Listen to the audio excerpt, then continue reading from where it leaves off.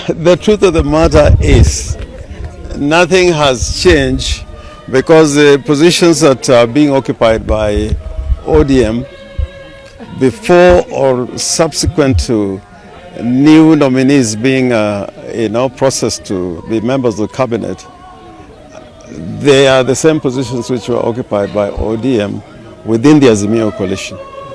The seats that were retained for the other political parties within the coalition, including Wiper, including Jubilee, those have remained intact, and there has been no change whatsoever. ODM has made it clear that there is no coalition between ODM and Kenya Kwanza. It is individual members who have opted on account of being nominated to be members of the cabinet to take those positions. So ODM, as part of the coalition, remains part of the minority party within the National Assembly and in the Senate. One must always remember that within the coalition, ODM is by far the largest party. It has got the largest stake within the opposition coalition within the National Assembly and the Senate. Now, if you look at the rules of the National Assembly, the standing orders, and those of the Senate, nomination in terms of seats on both sides of the House depends on the size of the political party. So within the coalition, whether in Kenya Kwanza or in AZIMIO, the same rules apply, as lawyers will say, mutatis mutandis. What is applied within the National Assembly and the Senate prevail upon the manner in which individual members of parties which belong to a coalition are given seats within the coalition. For example, we have also got members of the AZIMIO who are not parliamentary parties. Obviously, they cannot be given a slot within the leadership of the coalition, that is AZIMIO coalition, within Parliament. I think it's subject to discussion, but it must reflect the strengths of the political parties. And that is not only in the standing orders, it is in the AZIMIO instruments that brought the parties together. ODM has got to go through some restructuring, some leadership changes, obviously. But at the end of it all, AZIMIO, if it is not, distracted, or if it does not collapse, they have to sit together. I know Raila is the party leader of AZIMIO, but the chairman of the council is Uhuru Kenyatta. With the membership from various political parties, they'll have to sit down and make that determination. And I think the party leader made it clear many times that the road to any type of arrangement institutionally or organizationally will depend on the preconditions. They are the condition precedent. That includes release of those who are arrested for the demonstrations last year and this year. And the prosecutions must not be continued, and other issues that relate to dealing with, cost of living. The other issues that, under NADCO, you remember Kenya Kwanza was not very enthusiastic in addressing those issues. That is the pathway towards some structural discussion between any side of the political formations. But otherwise, without these preconditions being met, it is difficult to say that any organizational or structural process is going to be undertaken.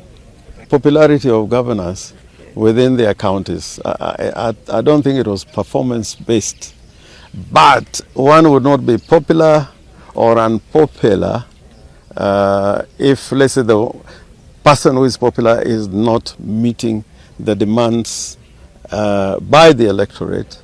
Similarly, if you're meeting the demands of the electorate, you become popular.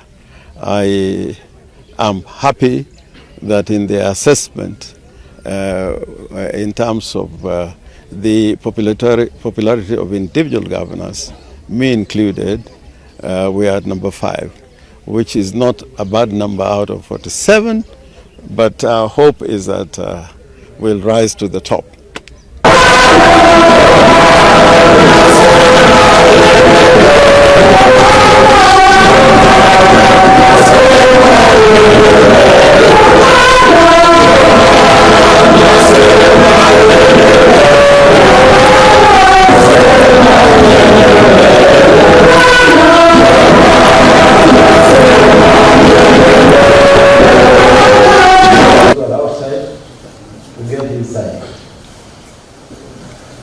Anybody outside, I'm kindly requesting you to get inside.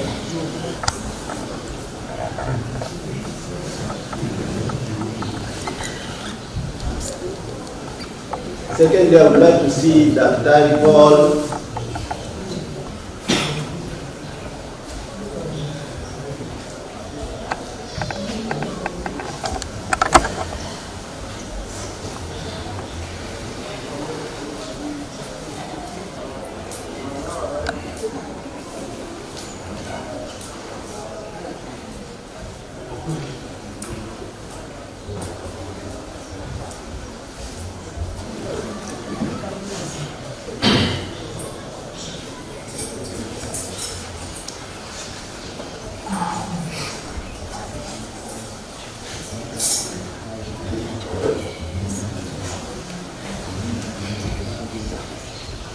And celebrate, because we believe that these people, they serve God and they believe in God, and they knew that he knew that.